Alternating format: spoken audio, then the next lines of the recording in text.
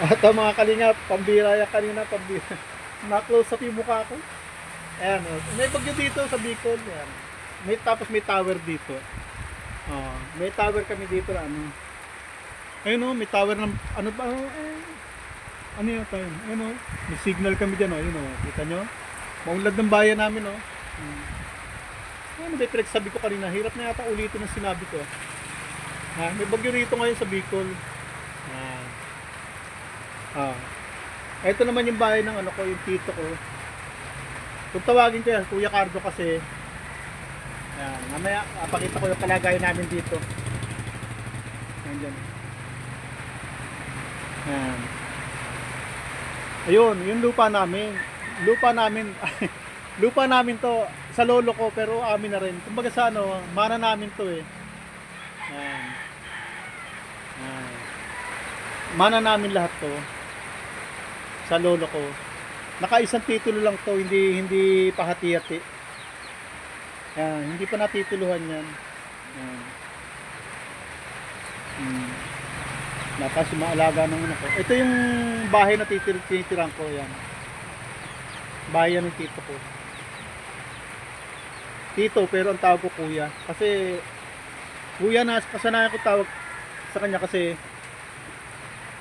nung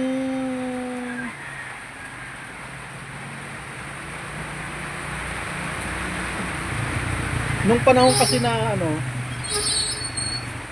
nung panahon kasi na bata pa kami, meron akong tita yung pinakabunso ng mga tiyahing ko, si Auntie Belen.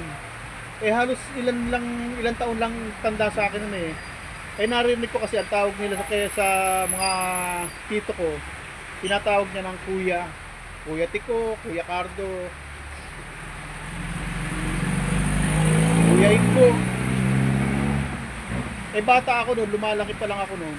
Yun ang nakakasanayan kong tawag niya. Kaya nangyari, ang tawag ko na rin sa mga tito ko, Kuya. Kasi kung tawagin niya, Kuya, Kuya Cardo, Kuya Tiko, Kuya Ingo, Kuya Julian, Ate Basyon. Anong nangyari? Yun ang nakakasanayan kong tawag. Kaya ngayon, tawag ka kay Kuya Cardo, pero tito ko talaga siya. Kay Kuya Tiko rin tawag ko. Kay Kuya Julian, kay Kuya Ingo. Pero mga tito ko yun, pero kung tawagin ko Kuya, kasi yun ang nakasanayan kong tawag. Nagaya ko yung tita ko na tinatawag sila ng Kuya. Ito pala yung makina na ano, ito yung ginagamit namin sa Quezon noon. Ito yung nung nag-aaral kami manahisa Gumaka Quezon. Buti nakama ng pinsan ko sa kanya. Ako walang namana dun eh. Patay na kasi yun eh. Pero bago namatay yun, nabigyan siya ng isang makina. Ito yun. Ganito yung ginagamit namin makina ng Singer. O, kita nyo, hanggang ngayon buo pa. Tapos ito naman yung gamit niya ngayon. Ayan. Ay, ano na, Juki na. Juki na siya. Kulay puti yan, ano na lang, siguro matagal na rin yan, kaya ganyan ang kulay. Kasi yung pinsan ko, yan. Hindi ko lang pakita mukha, baka sinikat. Mas gwapo yan sa akin eh. Baka mas sinikat pa yan eh. Ayan, nagtatabas siya. Ang trabaho niya, ano, tailor, tabas tahi siya. Siya talaga yung tumatabas, siya yung tumatahi. Kaya mas malaki kita niya. Ako kasi tahi lang ako ng tahi eh. Siya talaga, ano siya, kontrata talaga niya. Ayan o, mga rolyo ng tela. Ayan, mga tanggap niya, no. Pati ito yung ano niya. Kompleto siya, pati plancha. Kasi kontrata niya yan eh. Sariling kontrata niya yan. Tabas tahi. May kinukuha ng sasanaga.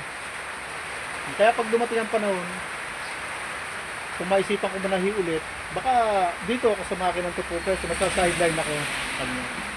Kaya huwag kayo mag-alala sa akin na wala akong trabaho ngayon kasi kahit saan akong lugar pumunta, pwede ako manahi. Kaya maglalatag na naman siya. Ano yung tahi niya ngayon? Ako kasi tinatahi ko pantalon lang. Ayoko kasi ng pabago-bago kasi halimbawa, bibigyan ako ng polo, 100 piraso, ibang style. Pag-aaralan ko yung style na ganun. Tapos, pag natapos ko yun, bibigyan naman ako 100 piraso, ibang style na naman. Magpa-practice na naman ako. Kaya mas gusto ko yung, ang tahi ko, puro ganun lang, puro pantalon lang, para hindi ako laging parang nagpa-practice. Kasi alam nyo naman, tsaka hindi talaga ako tumatanggap ng polo kasi, ang polo kasi maraming design, pabago-bago ng style. Maraming design ng polo, tsaka style. Hindi tulad ng pantalon, magbago mo ng style, mga bulsa-bulsa lang, babaguhin mo lang yung bulsa, mag-iiba lang style ng bulsa. Pero halos pantalon pa rin ang kalalabasan. E samantalang yung polo, may polo jacket, may polong regular. Basta iba-ibang klaseng polo, may polo pang estudyante. Tapos may mga piping pa, iba naman yung pang executive, iba naman yung pang ano tawag dito, yung mga pang opisina. Iba-iba style eh. Kaya bago-bago ng design. Kaya ayoko ng ganun. Napabago-bago ako ng design ng ginagawa. Eh, buti kung lifetime. Eh, hindi naman eh. Bigyan ka ng barong ngayon. Susunod, polo naman ha. Ang daming bulsa. Pati balikat may bulsa. Pati balikat. Pati manggas may bulsa. Ganun ba? Iba-iba design. Eh, sabi ko, gusto ko yung permis lang kasi tumatanda na ako. Humihina na ako manahe. Gusto ko ang tatahiin ko yung isang design lang. Ayun nga, pantalon ang napili ko. Kaya puro pantalon kinukuha ko. Eh, samantalang pinsan ko all around dyan. Mapapantalon, jacket, polo, barong, Mercano. Kaya niya. Eh, samantala ako hindi. Kasi siya nagkakat. Ako hindi ko ginagawa yan. Kabay lang papakita ko. Kanya. May mga sukat yan na siya nang bahala. Kaya cut and sus siya. At dito naman sa kalagayan naman ng lupa namin sa Bicol. Ito, yung pinakita ko ng lupa sa inyo kanina, yung tinutukan ko ng camera. Ano yan eh? Ay para service ng pinsan ko. Ay swerte ng pinsan ko. Bino mo, kahapon kadarating ng lisensya niya. Kaya medyo nagkaroon konting inuman kagabi kasi nakuha na niya yung lisensya niya. Ayan, may service sa sarili. Ayan. Dumating kahapon yung lisensya niya. At yung lupa na ipinakita ko sa inyo, ano yun eh, isang titulo lang yun sa lolo ko yun. Sa kanila nakapangalan. Tapos hindi naman namin chinap-chap na kasi ano eh, alam nyo na, maraming mga kamag-anak kami na kahati dito. Maraming maghahati-hati, 10.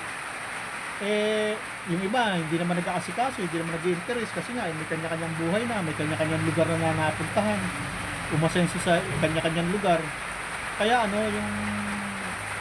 buti, dito yung pinsan ko, naiwan dito. Siya yung nagbabayad ng amilyar, siya nag-aasikaso, sila yung caretaker. Kaya dito na rin sila nagpagawa ng bahay. Tapos, bahala na pagdating ng panahon kung ano magiging usapin sa lupa. Pero kami hindi namin pinag-iintindihan eh kasi sabi ko nga sa inyo, may kanya-kanya na kami. Ang usapan dito sa lupa na to, parang pagka gusto mo magtayo ng bahay, di magtayo ka. Kumbaga sa 10 magkakapatid, o halimbawa ako, anak ng mama ko, may mama ko dito, may parte, di magtayo rin ako ng sarili kong bahay dito. Di na ba ibang mga pinsan ko, ganun din. Kung gusto lang tumayo ng bahay, pwede rin. Kaya lang, sabi ko nga, may kanya-kanya kaming napuntahan lugar na doon naman kami umasenso, doon kami nasasanay mamuhay. Kaya pinababayaan namin to dito. At hindi naman mawawala itong lupa na to. Mananatiling sa lolo ko pa rin to habang pagkatipo na yan. Makikinabang, mga apo-apo. Pero itong lupa ito mananatili na nakapangalan sa lolo ko. Kasi imposible dati may nag-aasikaso to yung pinsan ko. Nakamatayan na. Hindi naman napagparti-parti. Pati yung lupa sa bundok. Yun nga, doon ako titira, doon ako balak pumunta. May lupa, may parte din ng mama ko doon. Isang parte ng ano naman yung palayan. May isang parte din siya doon. Pagka gumandagad na panahon, pupuntahan ko, titingnan ko kung ano yung pwesto ng mama. Yung mana ng mama ko. Ayun, ganun din ang sistema noon. Isang titulo lang din yun na hindi pa na-chop-chop. Inaasikaso din yun dati, pinaghahati-hati na kasi ibebenta lang araw. Pagka nahati-hati na, may kanya-kanyang titulo na, ibebenta. Ang kaso, hindi naman naasikaso. Hanggang sa yung pinsa ko nag-aasikaso nun, namatay na lang. Hindi naman nahati-hati. Kaya ngayon, ayun, pupuntahan ko doon. makikinabang din ako doon kasi doon ako titira. Kung makapagtanim-tanim ako doon, di ganun lang yun, ganun ang magiging sistema. Pero yung sabihin mo nga hati-hatiin pa para ibenta, ewan ko, palagay ko malabo na eh. Napakahabang panahon na niyan. High school pa ako, binabalak ng hati-hati niya para ibenta. Ngayon eh, siguro 20 anyos pa lang ako noon. Eh ngayon 61 na ako. Wala, hindi pa rin nahahati-hati. Kaya bahala na panahon, bahala na yung mga may iwan namin pagdating ng panahon. Bahala sila magkagulo-gulo dyan. Basta kami, basta yung lupa ng lolo ko, ayan, nandyan lang. Nananatili yan. Meron na parang isang bahagi ng porsyon ng lupa ng lolo ko na binenta sa akin ng pinsan ko kanina. Eh na pala, naibenta na. Halimbawa, sa tsuhin ko yon, naibenta na, pero naibenta sa pamangkin din. Partido din namin. Apelyido, naiba lang apelyido kasi iba tatay nun eh. Pero, nananatiling sa pamilya pa rin. Hindi naman napunta sa ibang tao. Naibenta lang sa kamag-anak din. At sa pinsang buo din namin naibenta. At ang usapan naman namin nila,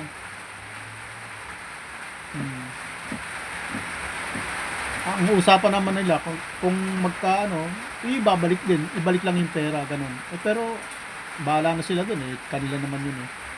Paano mga mamaya naman ulit. Umabot na 11 minutes, gusto ko sa 10 minutes lang. Bye bye mga kalingap.